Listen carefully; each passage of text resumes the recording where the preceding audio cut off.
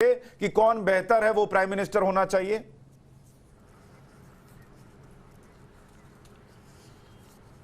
बाबा साहेब आम्बेडकर के संघ परिवार पे क्या विचार थे वो तो मैं आपके सामने और आपके दर्शकों के सामने बिल्कुल रखूंगा, लेकिन इसके पहले मैं कुछ आंकड़े आपके सामने रखना चाहता हूं आपके दर्शकों के सामने। मैंने इसे अभी क्रॉस चेक किया है। रिजवान अहमद जी थोड़ा सा सच्चाई से उसको छुपा रहे हैं, मैं उनकी बहुत रिस्पेक्ट करता हूँ रिजवान भाई की। 1951 के सेंसस के हिसाब से 9.8% था मुसलमानों की आबादी भारत में, डिवाइडेड भारत में, लेकिन 9.8% में जम्मू एंड कश्मीर, आसाम और वेस्ट बंगाल, डिवाइडेड बंगाल को नहीं गिना गया था।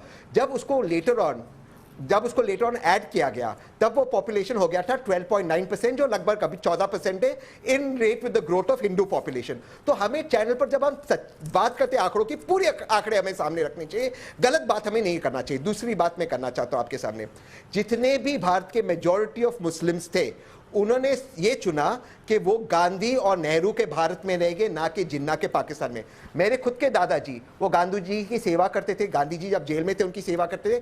कस्तूरबा का जो अंतिम संस्कार हुआ वो मेरे परिवार के लोगों ने किया। आगा खान पैलेस में जो उनका देहांत हुआ था, मेरे परिवार के लोगों ने उनकी सेवा की थी। तो हम इस चीज से परहेज ना रखें कि मुसलमान जो थे वो भारत में, नेहरू के भारत में, गांधी के भारत में, पटेल के भारत में रहना चाहते थे। तीसरी बात करते मैं अपनी बात समाप्त करना चाहूंगा। ये जो आपके शो में आपने लाए कोई व्यक्ति जो अपने आप को मुसलमान का रिप्रेजेंटेटिव कहता है, मैं नहीं मानता हूं ये मुसलमान का रिप्रेजेंटेटिव है। मुसलमान के कोई रिप्रेजेंटेटिव को ऐसा अधिकार नहीं आके ये कहना हमारा मुसलमान प्राइम मिनिस्टर होगा, हिंदू प्राइम मिनिस्टर। मैं नरेंद्र मोदी जी से मेरे 100 डिफरेंसेज है, वो मेरे प्रधानमंत्री है। हिंदू मुसलमान में हमें बंटवारा करने का कोई अधिकार नहीं। ये पता है आपके शो पे क्यों आते ये सब? ये लोग इसलिए आपके शो पे आते हैं ताकि ये जहर फैलाए और ताकि जो मुद्दे की बातें वो ना हो कि आज हमारे कश्मीरी हिंदू आज की तारीख में कश्मीर छोड़ के दोबारा से जा रहे। ये लास्ट हुआ जब भाजपा सरकार में थी 1990 में, तब हमारे कश्मीर हिंदू कश्मीर छोड़ते गए। आज दोबारा से अमित शाह जी और मोदी जी छोड़कर जा रहे। मुद्दे की बात पर मुद्दे नहीं हो, इसलिए बंटवारा करने के लिए ओवैसी और आरएसएस, ये दोनों एक ही सिक्के के दो पहलू हैं। आपके पास बंदूक है?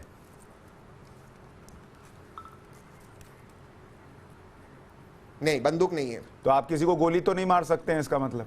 बंदूक नहीं है। जब बंदूक नहीं है तो गोली कैसे मारेंगे? बिल्कुल नहीं मार सकता हूं। तो वैसे ही ये लोग जो डिबेट में आके जहर फैलाते हैं, अंदर जहर है तभी ना फैला रहे हैं। मैं तो देता नहीं हूं इनको। जहर ले घूम रहे हैं और आकर जहर बोलते हैं, और वो जहर अंदर है तो बाहर आता है, तो लोगों को दिखता है कि जहर है। मुस्लिम्स के रिप्रेजेंटेटिव नहीं है सुशांत भाई।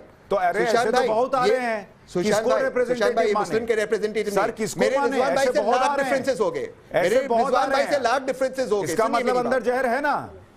अरे ये कहां से रिप्रेजेंटेटिव हो गए? अरे मुसलमान प्रधानमंत्री क्या कह रहा हूं, लेकिन मैं कह रहा हूं ऐसे घूम तो बहुत रहे ना जहर लिए। अरे कौन कहता है मुसलमान प्रधानमंत्री, हिंदू प्रधानमंत्री? कह रहा है आपके सामने एक बैठा हुआ, बहुत सारे मिल जाएंगे ऐसे कहने वाले। हर साइड पे घूमते, वहां पे संघ परिवार के भी लोग ऐसे ही जहर फैलाते।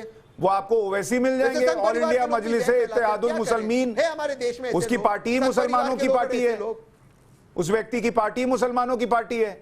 उस आदमी ने कभी आज तक खड़े होकर हिंदुओं के लिए कुछ बोला मुझे याद नहीं है। और वो मदद करती है भाजपा की, जिसकी भी मदद करती हो, लेकिन बात तो सिर्फ मुसलमान करती है। उत्तर दे दूं? अगर आप 10 सेकंड जो जहर की बात कर रहे हैं, ये तो बहुत लोग लिए घूम रहे हैं सर, इसका मतलब 10 सेकंड उसका उत्तर दे दूं? हाँ।